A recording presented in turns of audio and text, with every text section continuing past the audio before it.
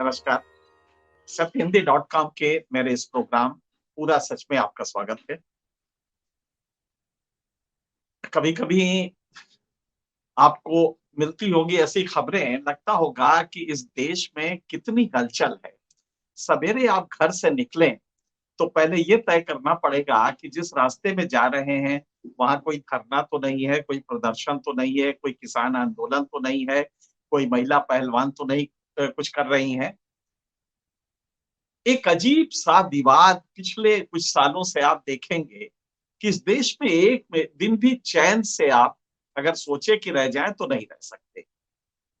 कभी विदेश का इश्यू है, कभी भारत का इश्यू है और सबके सेंटर में कौन होता है? मोदी का गवर्नेंस, उसकी गलतियाँ, उसकी अच्छाइयाँ अगर कुछ हैं तो। अब ये लेटेस्ट जो आया है, ये है कि साहब ट्विटर का सीईओ कह रहा है कि हमारे ऊपर दबाव था, धमकी थी। ज़रा सोचिए, सरकार के पास कोई और धंधा नहीं है, हड़का रही है, दबा रही है। अब ये नया चीज़ आया है, हालाँकि ये नया नहीं है, उस समय भी मुझे याद है कि तत्कालीन सूचना प्रसारण मंत्री बार-बार बुलाते थे और सच बात ये है कि उस समय भी हम लोग ये कह रहे थे कि ये धमकाने के लिए बुलाया गया है और बुलाया जाता था, कानून का डर दिखाया जाता था। ट्विटर एक संस्था है जो कि व्यापारिक उद्देश्यों के लिए काम करती है। ये अलग बात है कि वो एक प्लेटफ़ॉर्म प्रोवाइड करती है, वो टेक्नोलॉजी का कमाल है। अब आप बकरी बना दिया है आपने पूरे मीडिया को, जो फॉर्मल मीडिया है, वो नतमस्तक है आपके आगे, क्योंकि उसके मालिक को पकड़ के ले जाएँगे आप, उसके मालिक को 4 मुकदमे में ठोक देंगे, तो वो आपसे सजदा कर रहा है। अभी ताज़ा एक खबर है कि एक किसी टीवी डिबेट में, वक़्त का चैनल एक है, उसके टीवी डिबेट में एक कोई इकोनॉमिक पे कुछ कमेंट करने वाला एक्सपर्ट है, तो उसने कहा कि साहब मोदी जी ने जो अब चीन और अमेरिका का रिलेशन था, व्यापारिक रिलेशन, वो जब खराब हुआ तो उसका फ़ायदा बड़े मौके से फ़ायदा भारत ने लिया और भारत को उसका लाभ मिला।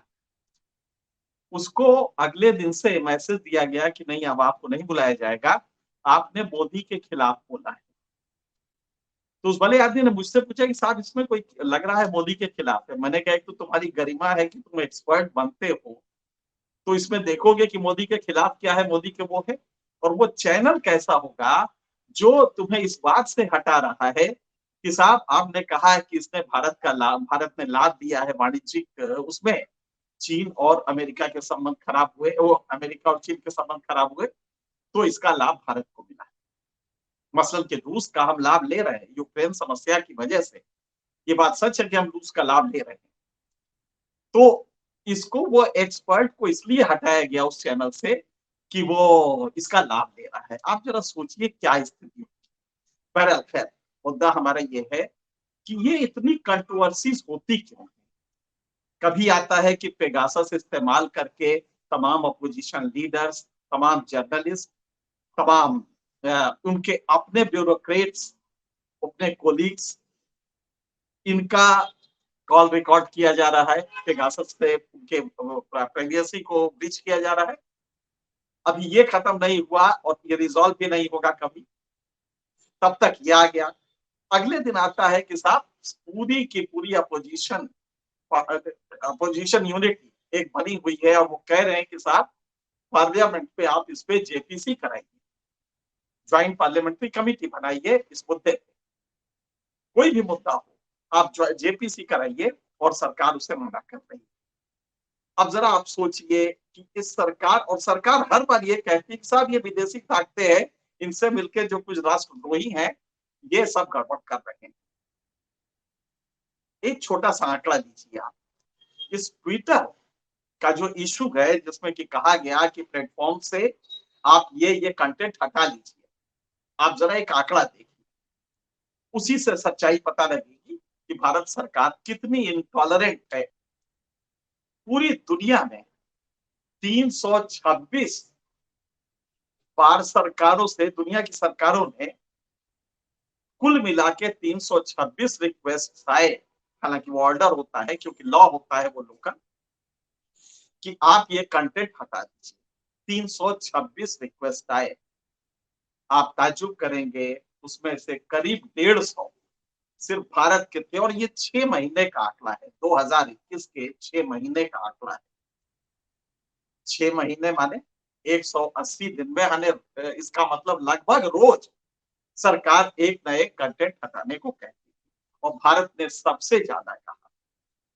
क्या पूरी दुनिया में डेमोक्रेसी नहीं है? हम अमेरिका से बड़ी डेमोक्रेसी है, इकोनॉमी बड़ी है। अन्य जो ममालिक हैं उनकी डेमोक्रेसी क्या नहीं है? मोदी जी इतने इनटॉलरेंट क्यों है? ये गवर्नमेंट इनटॉलरेंट क्यों है? क्यों ये कंटेंट हटाना चाहती है? असली डर क्या है? दरअसल असली डर अगर आप समझेंगे तो आपको समझ में आ जाएगा कि गड़बड़ है। दरअसल ये पूरा वितंडावाद एक चीज होती है जिसमें आप स्मोक स्क्रीन दिखा के बताते हैं कि साहब हम आपके कल्याण के लिए बहुत कुछ कर रहे हैं। ये मोदी जी के गवर्नेंस का शौक है जिसमें सिर्फ लफाजी होती है। आंकड़े की आज ही एक भक्त चैनल, ये जो आपके सोशल मीडिया है, एक भक्त बोल रहा था तो उसने आंकड़े दिए और उसने बताया कि साहब कितना भारत तब से खराब था, मोदी जी ने कितना बदल दिया। वो सारे आंकड़े गलत थे। वो सारे सारे आंकड़े उसने जब दिया, मुझे हंसी आ रही थी कि इन आंकड़ों के तथ्य हम फिर से देंगे अपने किसी अलग प्रोग्राम में, क्योंकि ये लगेगा कि हम काउंटर कर रहे हैं। पर आखिर ये वजह क्या है? इस सरकार को लेके इतनी जो नाराजगी है, हर रोज कोई ना कोई कंट्रोवर्सी होती है। क्या ये समझ रहे हैं मोदी जी और उनके लोग कि ये ऐसे ही चलता रहेगा कंट्रोवर्सी, हम उस पर कोई कॉन्फिडेंस ले भी नहीं, हमारा इकबाल बुलंद रहेगा? शायद ये पता नहीं है कि इसको एक झटके में ये टूटता है।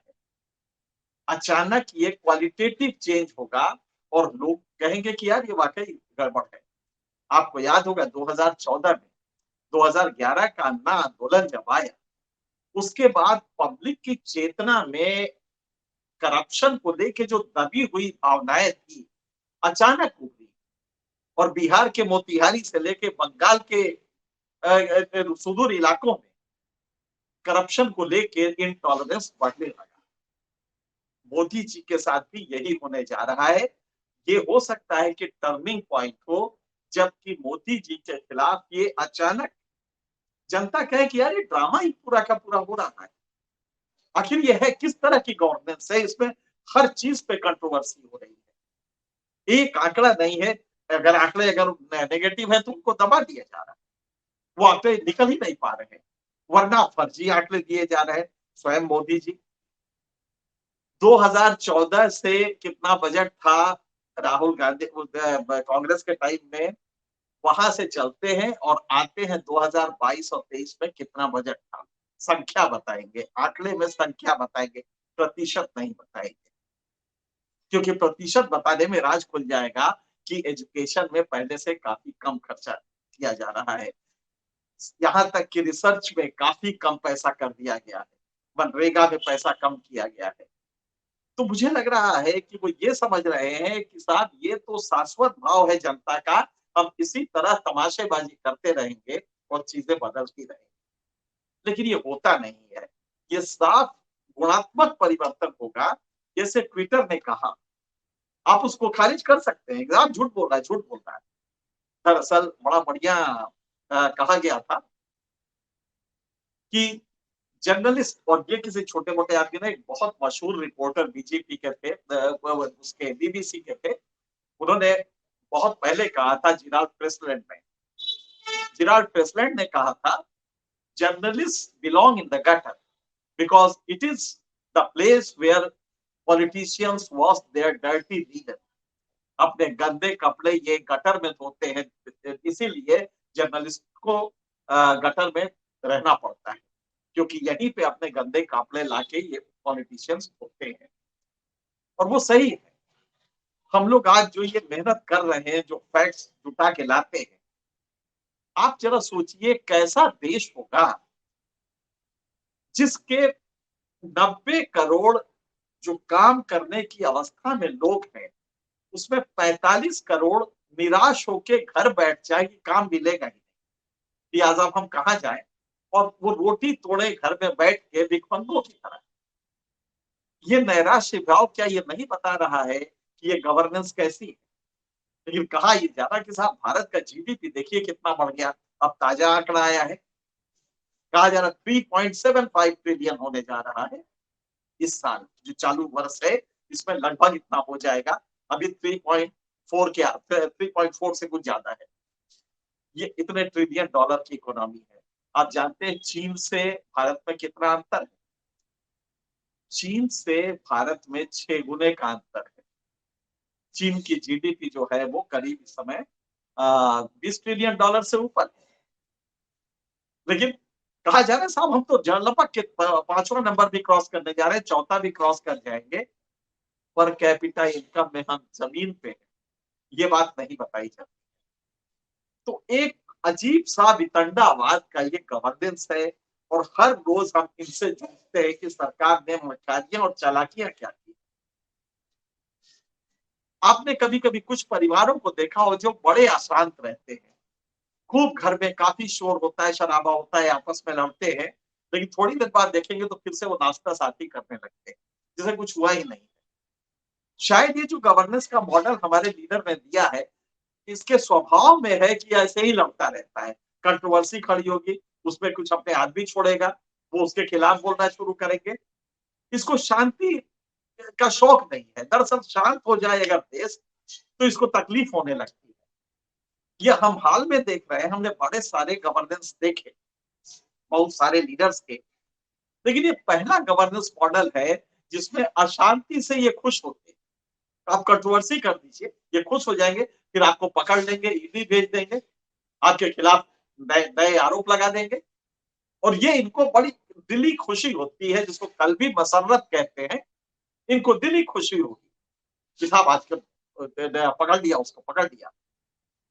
आप और कुछ परिवार होते हैं जो बहुत शांत होते हैं, उनके आपस में कुछ होता ही नहीं।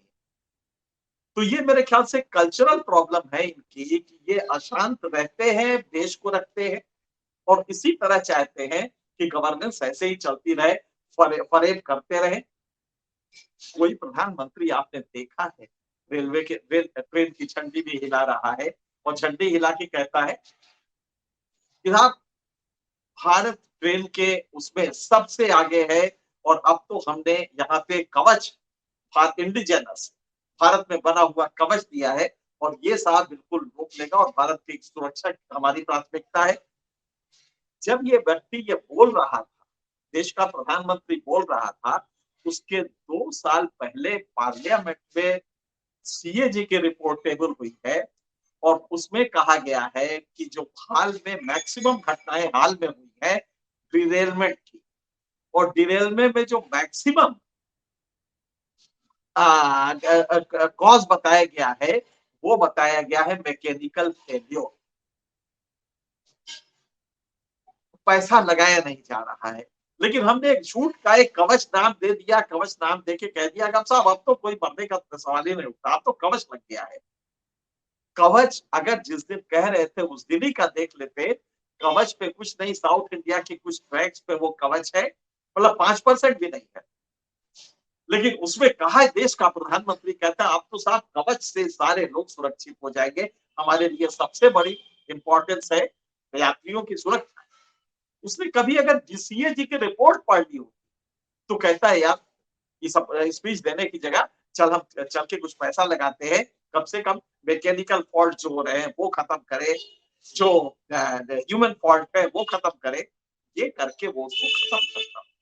लेकिन ये शोशेबाजी है और मुझे लगता है कि इसमें एक्सपर्टीज है। अशांत करो देश को, शोशेबाजी करो, लेकिन शायद ये नहीं जानते हैं कि बहुत लोगों ने ये सब ट्राई किया होगा, ये चलता नहीं है, ये कुछ ही दिन का ड्रामा है।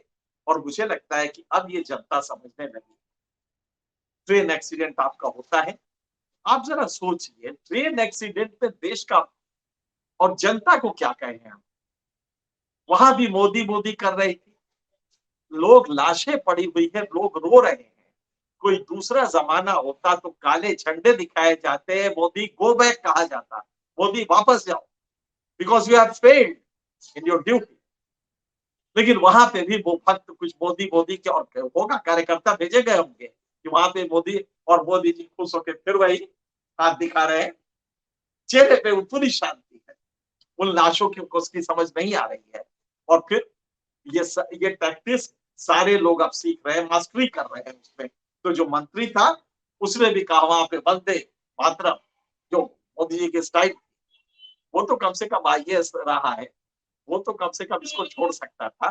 लेकिन ये ड्रामेबाजी की सरकार है, तो उसने भी वहां पे लाशें पड़ी हुई थी, वो वंदे मातरम करवा रहा था, वो जनता कर रही थी।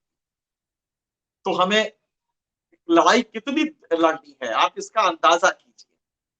जनता के उस नासमझी को भी हमें ऊपर लाने की जरूरत है कि तुम ट्रेन एक्सीडेंट भी हो रहा है तो मोदी मोदी कर रहे हो, कैसे हो गए हो तुम? तुम्हें वो लाशें नहीं दिखाई दे रही, वो चीख और चीत्कार नहीं सुनाई दे रही है माँ की बेटे की लाश को लेके, और बेटे का माँ की लाश को लेके, और उसमें भी तुम्हें मोदी और वंदे मातरम दिखाई दे रहा है। तो अगर ये जनता ऐसी ही है तो मोदी जी तो पैदा होंगे ही। अगर इस मानसिकता के आप हैं तो आपको मुबारक हो मोदी जी का ये गवर्नेंस। लेकिन अगर आपकी समझ है कि ये लाशों का जिम्मेदार कोई एक आदमी है, तो वो हमारा एक सिस्टम है, वो हमारा रेलवे मंत्री हो सकता है, प्रधानमंत्री हो सकता है, क्योंकि सीएजी की रिपोर्ट चीख चीख के कह रही है कि आप उसमें फंड नहीं कर रहे, आपका मैकेनिकल ह्यूमन फेल्योर, ये सारी चीजें हैं और बहुत लंबी तादाद में है, और उसमें आपने चूंकि इन्वेस्ट नहीं किया। तो अगर ये लाशें हैं और तब भी आपको मोदी मोदी कहना है, तो मुझे लगता है कि हम इस प्रोग्राम आपको कब तक दिखाएंगे, कब तक आपको चेतना आपकी बहाल करते रहेंगे। लेकिन अगर आपको कुछ भी समझ है तो ये गौर कीजिएगा, ये आपके और आपके बच्चों के लिए बेहद खतरनाक होने जा रहा है।